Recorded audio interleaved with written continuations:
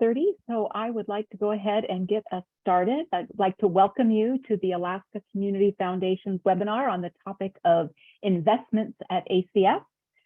We're very happy to have you all with us tonight.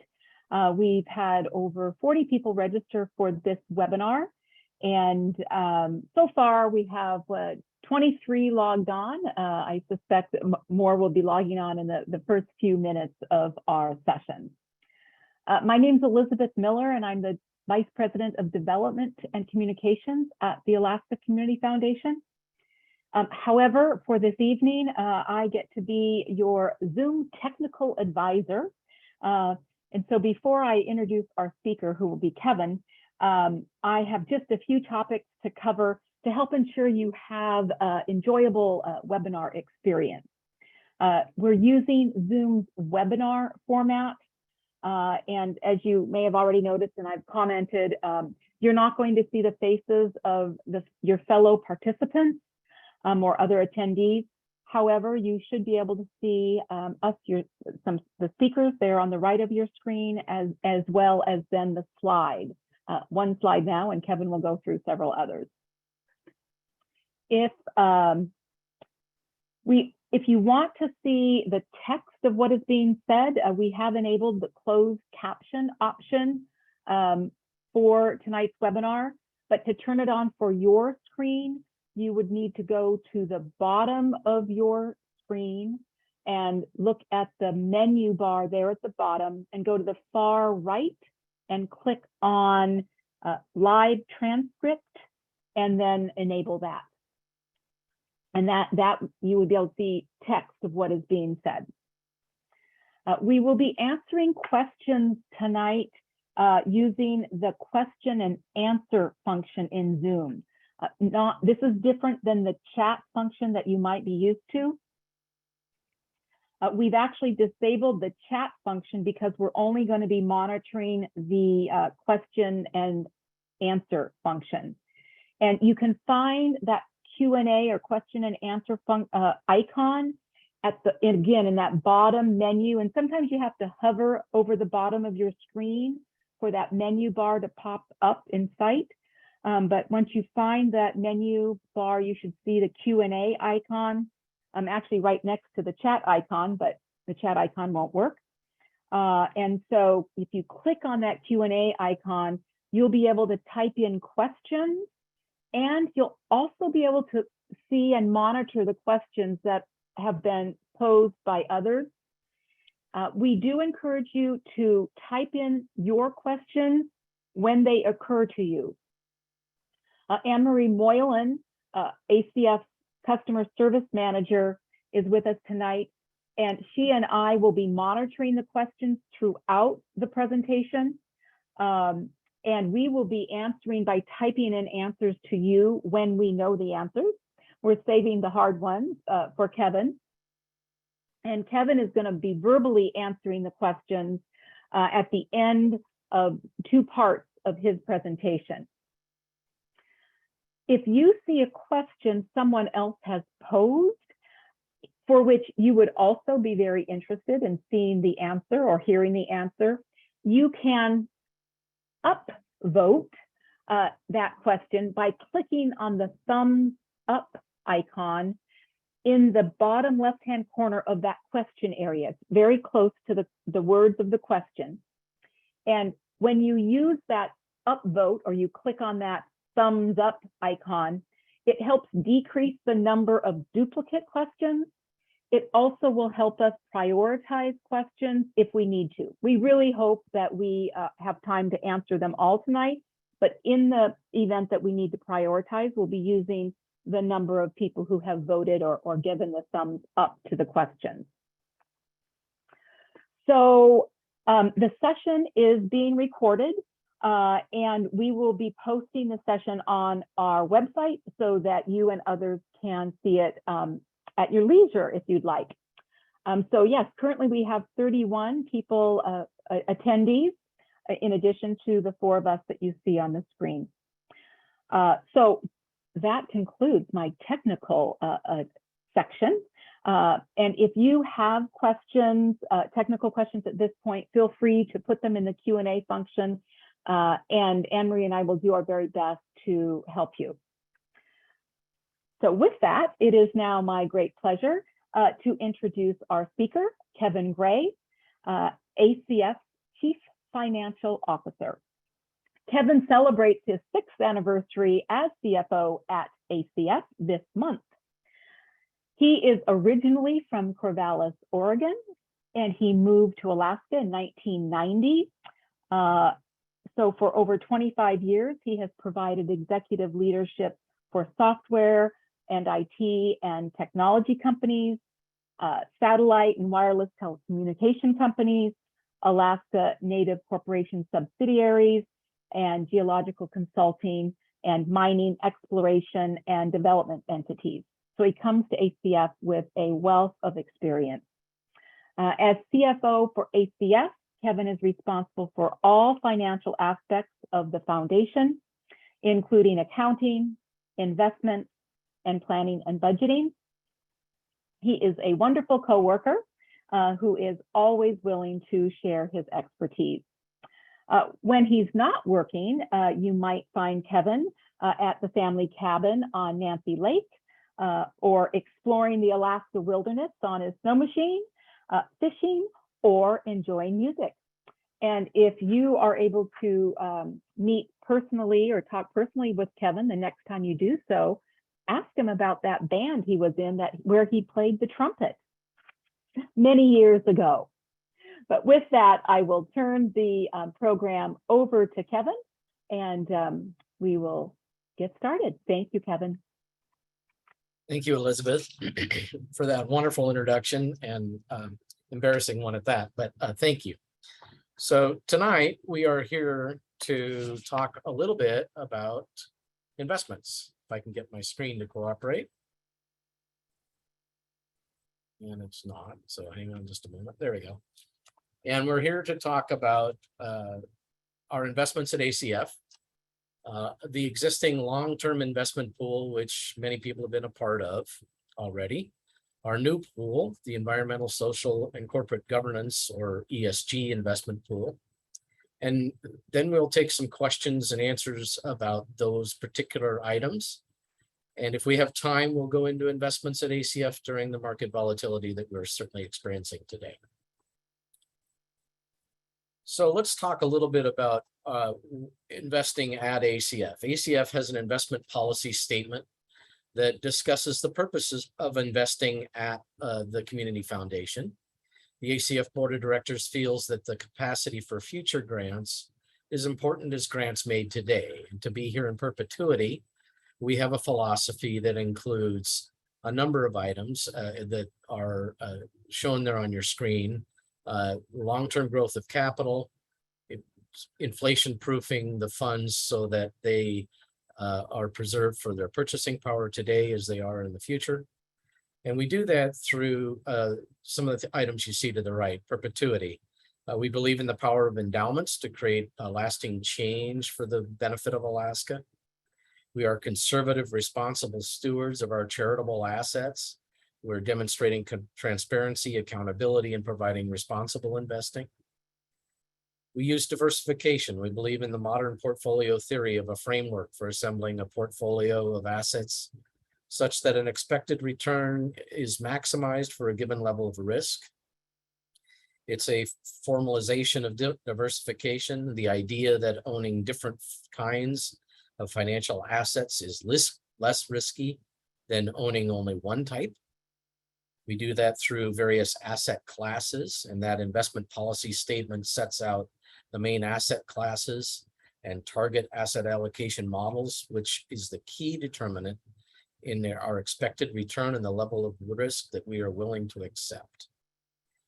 The IPS also empowers and restricts the investment committee to find acceptable investment managers, advisors, and sub-advisors, and allows the committee to determine the specific investments within the asset classes and those respective targets that are housed in that.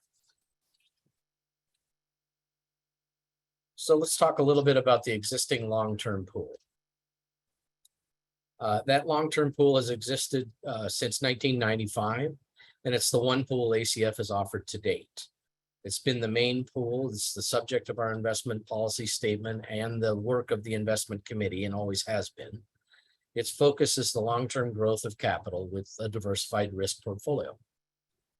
It's diversified across 5 main asset areas: global equities, which are stocks, global fixed income, bonds, interest rate and credit sensitive investments, real assets, which are things you can touch, like real estate, natural resources, and infrastructure, and diversifying strategies, which includes hedge funds and investments that are non-correlative to the market. In other words, they work in a fashion that is directly or indirectly opposite of the market. And then there's good old-fashioned cash, which is a small percentage that allows us to fuel those investments easily. So what's the focus of that long-term pool? It's long-term growth. It's a diversified risk portfolio. And again, it's the main strategy of our investment policy statement and our investment committee. Those returns for that investment portfolio are displayed here. As of 12/31/21, we had earned for 2021 13.71%. For the 3 years preceding that, it was 14.6 and 10.46 over a 5-year term. First quarter of 2022, we were down 4.21%. The markets were down as much as that or more, depending on which index you looked at. The 3-year time horizon was 5.03, and the 1 year was 5.03, and the 3 years was 10.32, and the 5 years was 8.68. Apologize for the column headings being slightly askew there. We measure ourselves against a balanced index, which consists of 30% bonds, 10% treasury tips, and 60% global equities. That's the balanced index.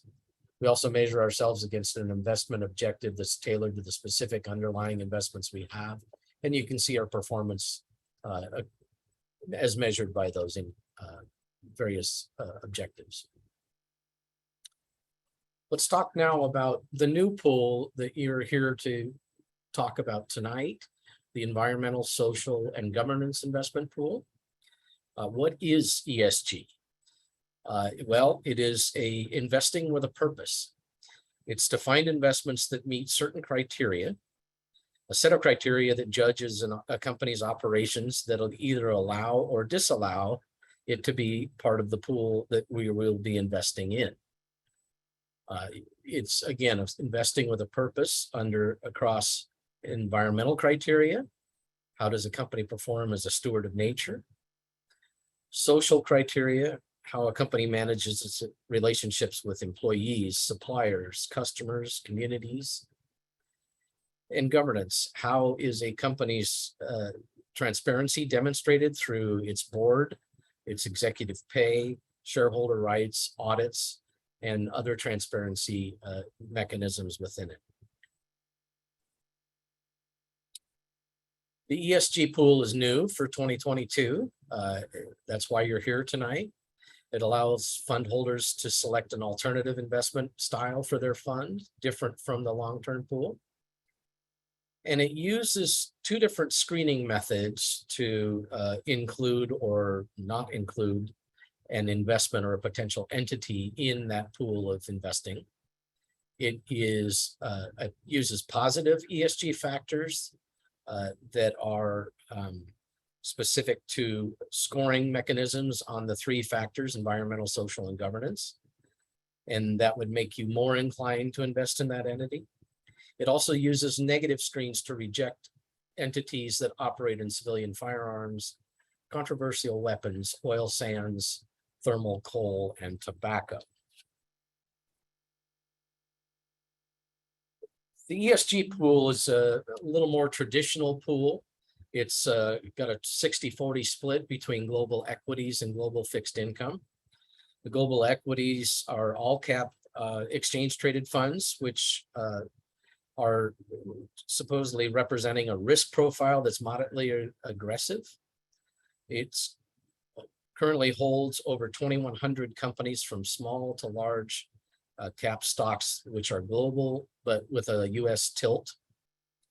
It also has global fixed income instruments through exchange traded funds in it as well. That's the 40% fixed income bucket. Those would be investment grade bonds from issuers with favorable ESG characteristics. And you can see that it's different from our traditional long-term pool, which we threw up the asset allocation model again for that. Are more categories in the long-term pool than the ESG pool. Let's talk a little bit about some of the specifics of the ESG pool.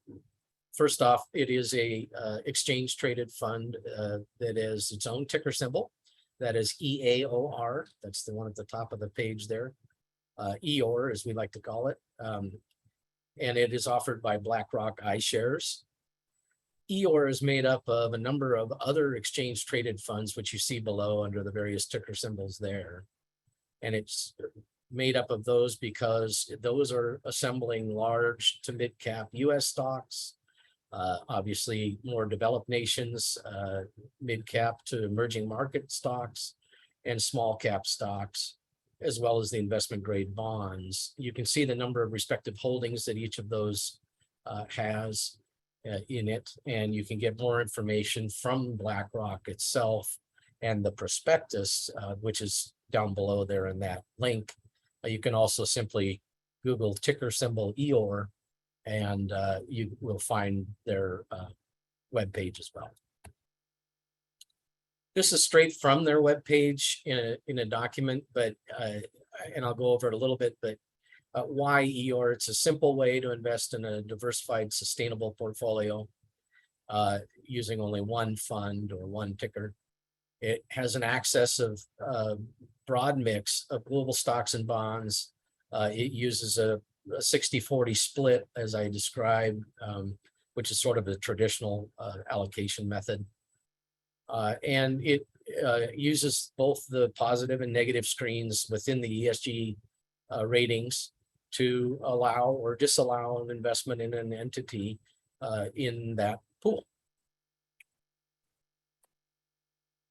So again, what's the focus of that particular ESG pool? It is a diversified, sustainable portfolio based on investing with a purpose, an ESG lens. And that is a major difference between that and our long-term pool. It's a newer fund, and so it doesn't have the historical returns that our long-term portfolio does, but 2021's returns were 10.81%. You might recall that 2021's in our other pool was 13.7. In Q1, it was down 6.28%. And the 1 year percentage return there had gone to 1.47%.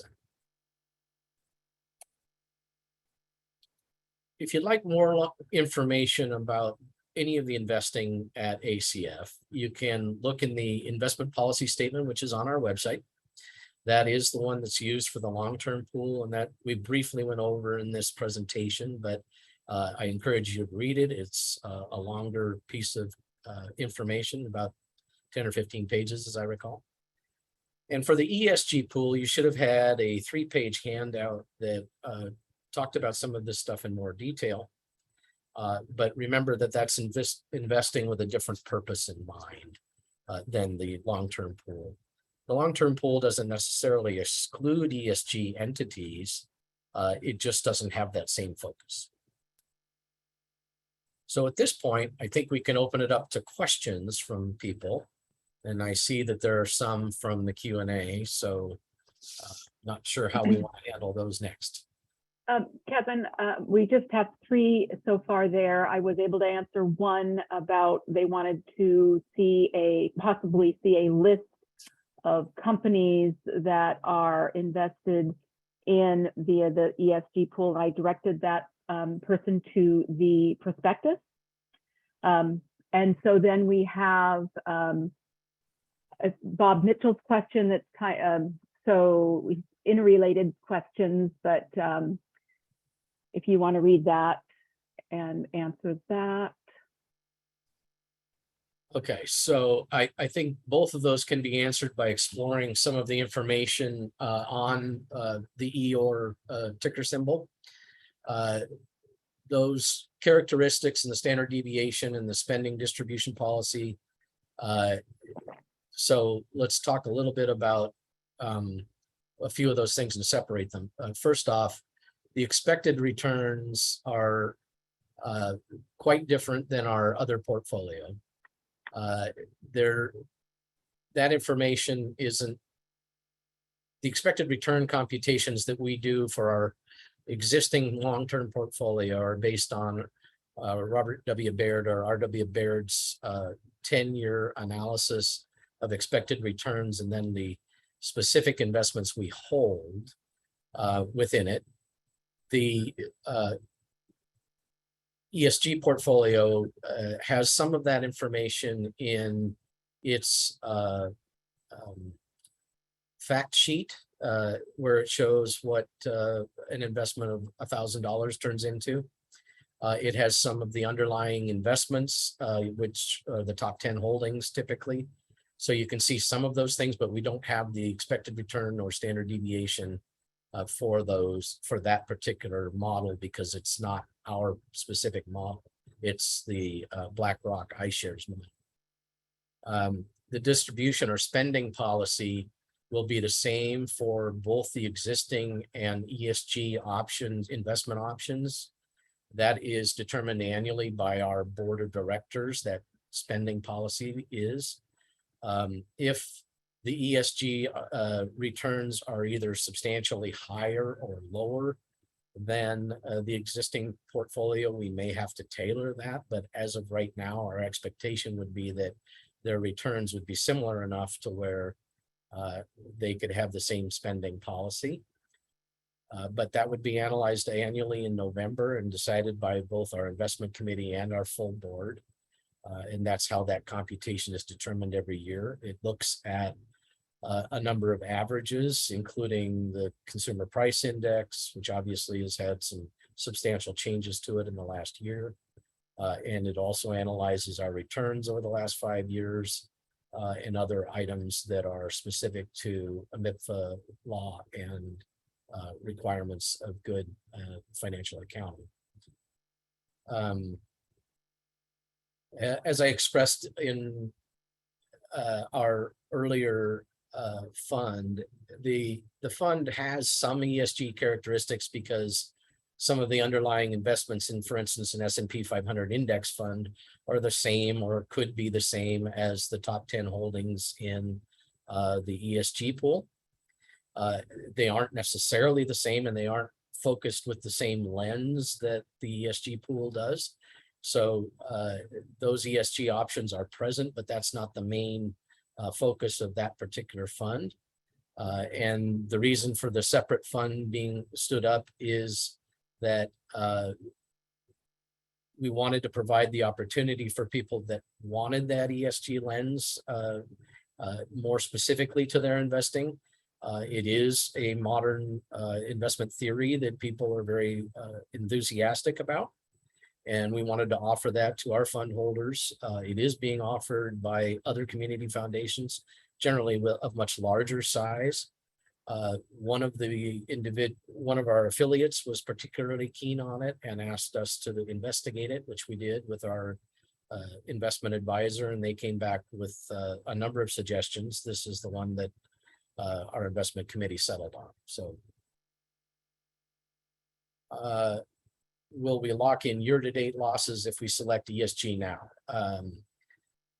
That question, when you select ESG, we will switch you at the point in which you switch to the ESG option.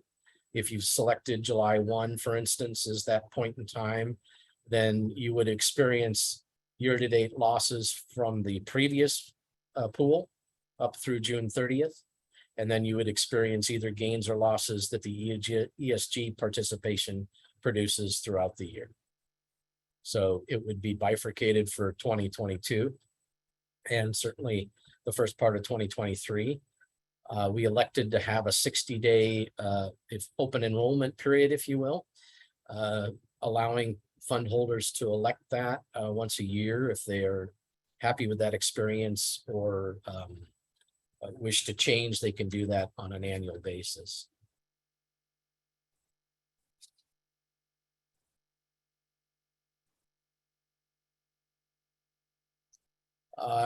Are we aware of any investments in our current portfolio that would not pass the negative ESG screen? Just a yes or no is fine.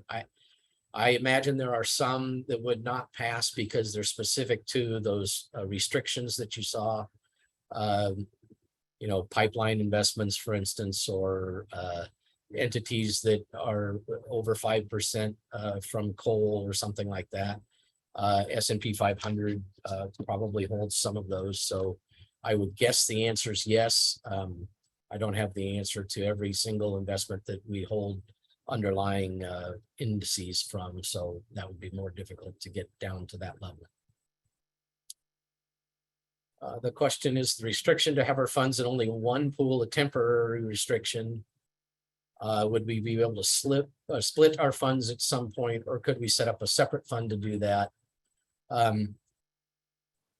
Initially, we're restricting it to choosing one pool. We chose that route primarily because there could be almost an infinite number of portfolio combinations that people might choose. And we don't have the staffing, the ability to handle that. The system is capable of doing something like that, but we probably, if we split, we would choose some kind of arbitrary split between the two of them, like 75-25 or 50-50 or something like that. You could accomplish that by creating a separate fund, but those would be subject to our fund minimums, of course. I imagine that we may consider that in the future, but initially we chose to go this route because it may be too problematic long term to do that. And we'll see what kind of response we get. We're not sure how many individuals or funds will be interested in doing this, and we'll take a look at it. I could probably answer that better in another year when we have some experience under our belt.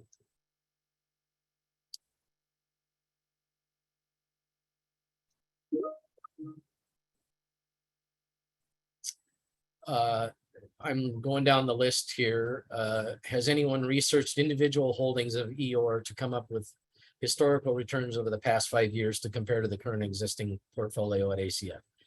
No, Judy, we have not. And it would be too difficult to drill down into all of the individual holdings. You could see there that there were over 2,000 holdings of stocks alone in EOR, and 3,300 or something like that in the bond portfolio. That would be far more difficult to drill down to that level. So the answer is no to your question. Reading Rebecca's question, several companies and funds are currently being investigated for fraudulent ESG reporting. Is this being addressed by the funds you are investing in? Most of the funds, well, let's see, the funds that we are investing in here are given MSCI ratings for the various types of things that they are invested in, environmental, social, governance, and the entities. If they were to show some kind of negative screening that was causing that to be to go down, I would expect that the fund managers would then take a look at those either entities or characteristics and scrub them out of the list. The fund managers will be doing that on a regular basis, the fund managers being BlackRock, iShares, and those will be, it's like an index fund in that sense where the underlying investments change over time. And so if those investments are not being managed the appropriate way that they should be, I expect that those managers would throw them out.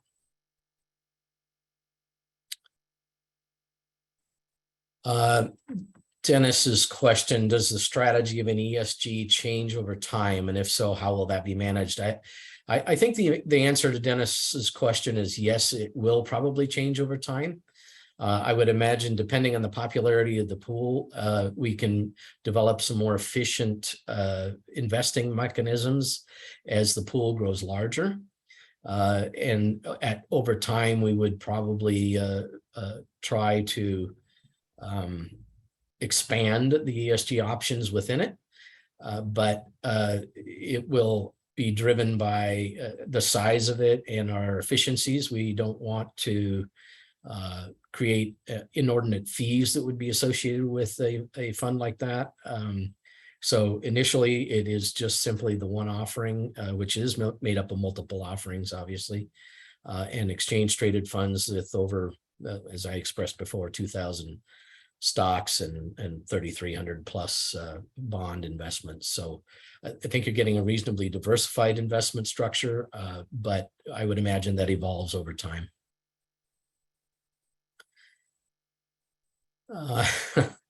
Rhonda's question about ESG funds come with higher fees. That may or may not be true. In this particular case, the EOR has pretty low fees. And I think that some of the actively managed pieces of our larger portfolio come with slightly higher fees that are incorporated in the total. So it's possible that the ESG funds will actually demonstrate a slightly lower fee. The second part of your question about don't always represent the virtues they believe they're signaling, that's a more complicated question that I think is up to the user. As an example, some people have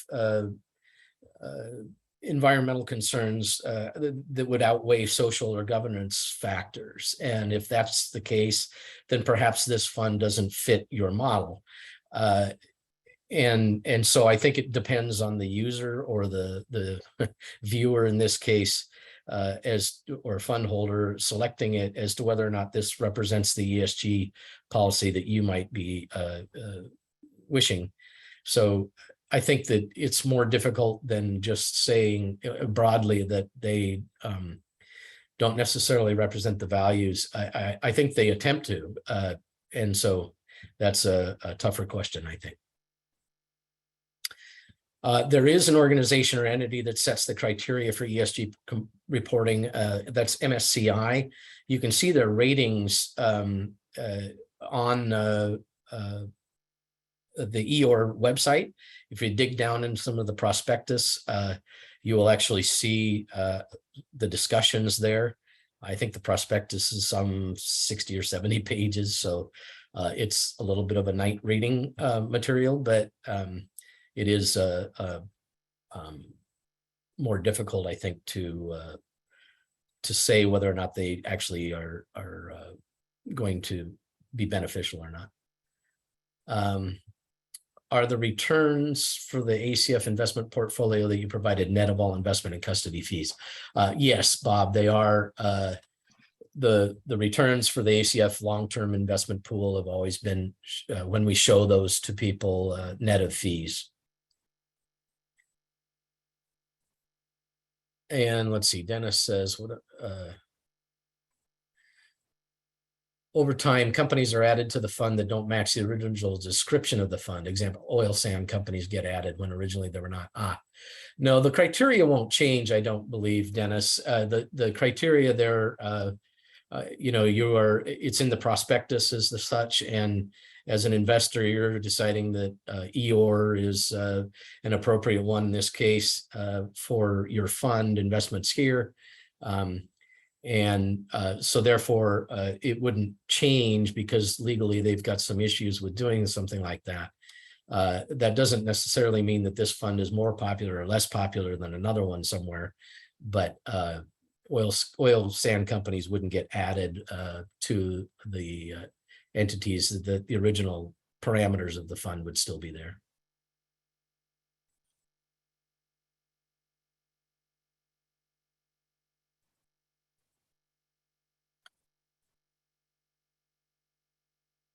Yeah, and Bob pulled up it looks to me like the information we reported in this portfolio, the ACF investment portfolio was 13.71, EORS was 10.48.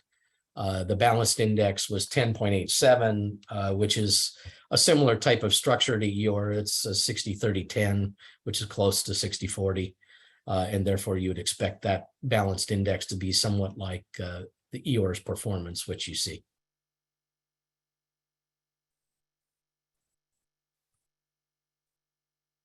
So at this point, I don't see any more open questions, but I can give people a moment to type if they wish. And if not, I'll go into the second part of our discussion tonight, which has more to do with the market volatility we're experiencing. I think that two of our investment advisor team from R.W. Baird and Company, or Baird as it's more commonly known, are also present in tonight's presentation. And after I get through with showing you the slides there, I think they might be able to field questions if I can't. So we'll keep proceeding here since I don't see any additional questions.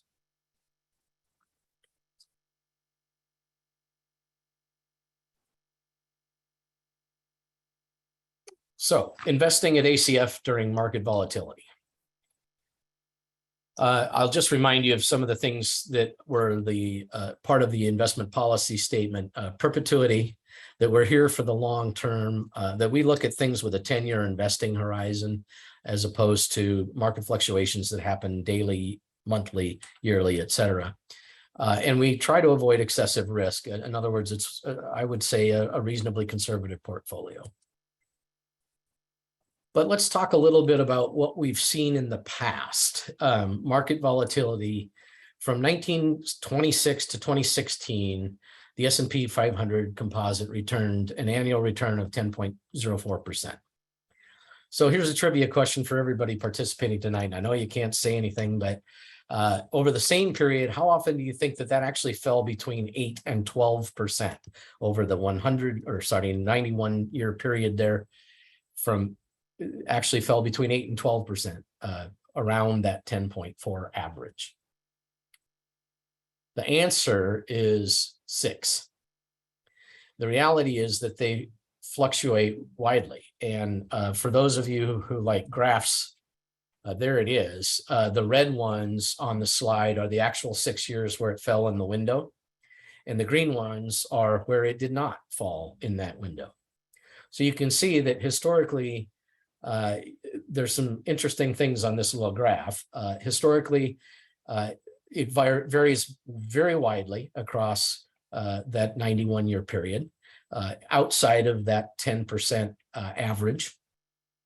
It also, you can see that there are far more green and red bars above the 0% line as far below. And if you like it in text, here it is. The chart shows the frequency as 73.63% of the years were positive and 26% of the years were negative, roughly a 75-25 split out of that time frame. You can also see here that 58% of the time the gain was 10% or more, and only 12% of the time was at 10% or more on the negative side. So again, you see, and you can certainly see that for losses of 20% or more as well. So what's the takeaway from those wonderful graphs? Well, time is your friend. Clearly, over that 91-year period, if you'd been staying in the market for 91 years and having a very, very long life, you would have had a 3 out of 4 chance of success in any one of those years. It's also tough to predict which particular asset class is going to lead the annual returns for that year. And is there some way to manage that volatility? And the answer is yes. I talked a little bit about modern portfolio theory in our earlier part of the presentation, but it is a formalization of diversification. Its key insight is that the asset's risk and return should not be assessed by itself, but rather how it contributes to the overall risk and return of a portfolio. I'll remind you of what the traditional long-term portfolio here looked like. That's those four pieces plus a little bit of cash. I won't go back into those again. You've seen this slide already, but it is a diversified long-term portfolio. The ESG portfolio is slightly less diversified, and so would expect it to perform differently. But I think the takeaway from that is that time is our friend. The longer the time horizon, the more likely you have positive results. And that is important when you start talking about endowments. Endowments are here, and I like to talk to people about endowments are here for 100 years. Most of us can kind of class 100 years into parents, grandparents, and great-grandparents, and perhaps further than that. But even endowments are supposed to be permanent. They're supposed to be here longer than 100 years. So the time horizon is going to be beneficial to your endowment if you have one here. And that the longer the time horizon for your investments in your charitable assets is, the better off you're going to be with this portfolio or with the ESG portfolio, or frankly, for any portfolio. Equities are still part of that overall strategy. We are going to have some down years because of that. But you saw from that graph that there's roughly a 3 out of 4 chance of success almost always, and that adding additional asset classes reduces that volatility and can have the effect of making the portfolio stronger and better and return a better return. So that is the end of the presentation, and I'm happy to take questions overall on investments here at ACF. I will not try to be the expert with respect to what's happening in the markets today, but perhaps our experts from the investment team at R.W. Baird can help with a question if that happens. And we're here. So if you have some questions, be happy to field them.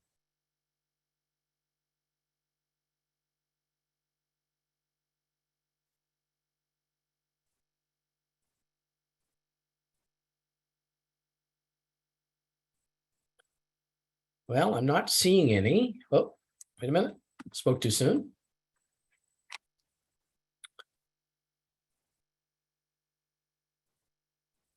Does ACF compare their returns to other investment companies is the question. So we do compare ourselves to those two indices or objectives that you saw, Rebecca.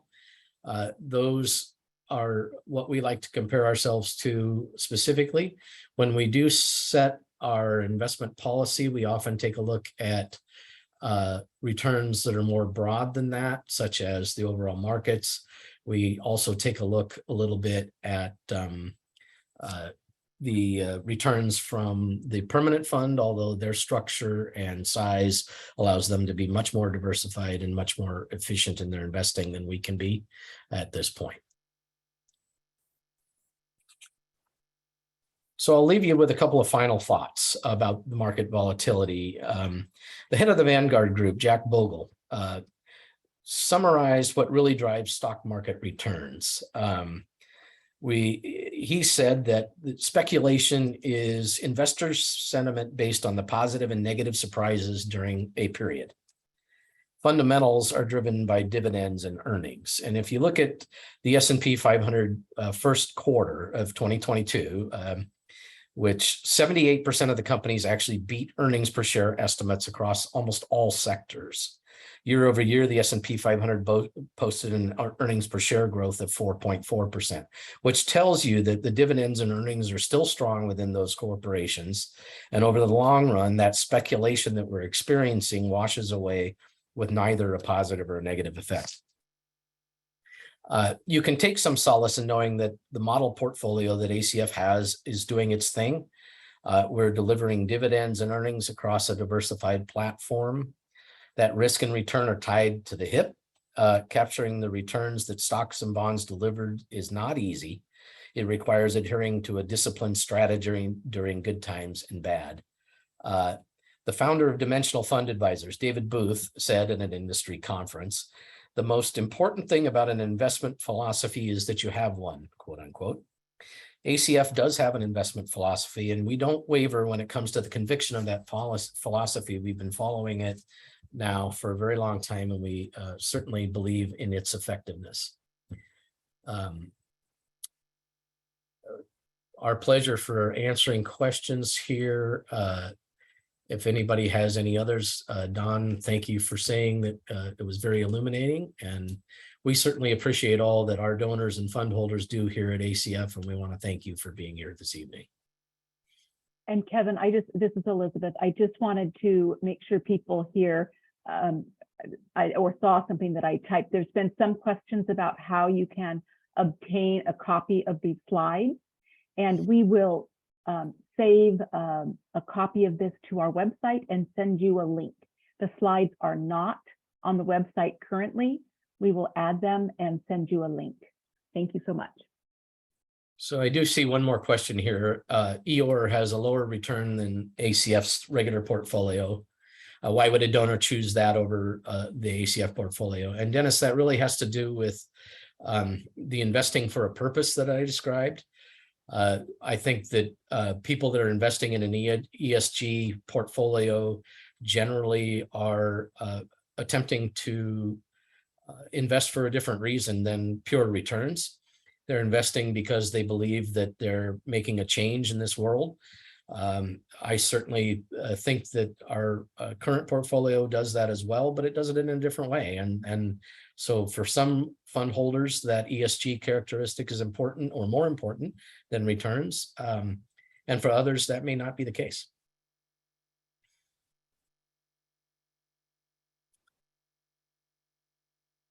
Any other questions before we go tonight?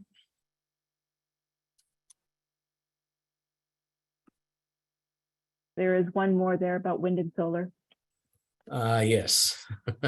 Do the wind and solar companies and the ESG funds acknowledge in their prospectus their avian mortality? No, I have not seen that statistic.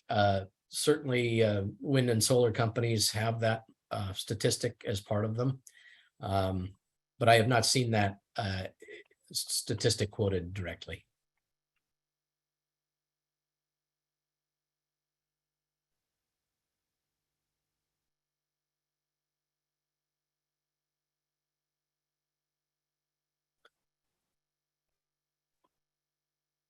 Well, since I'm not seeing any other questions, but some thank yous, really the thank you is back towards you, our fund holders.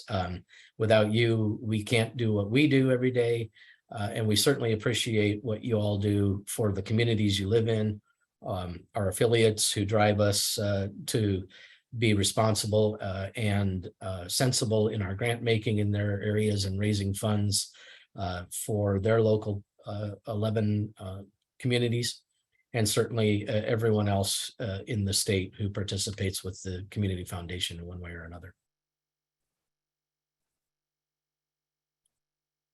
With that, I think we will end tonight's presentation. So thank you and have a good evening.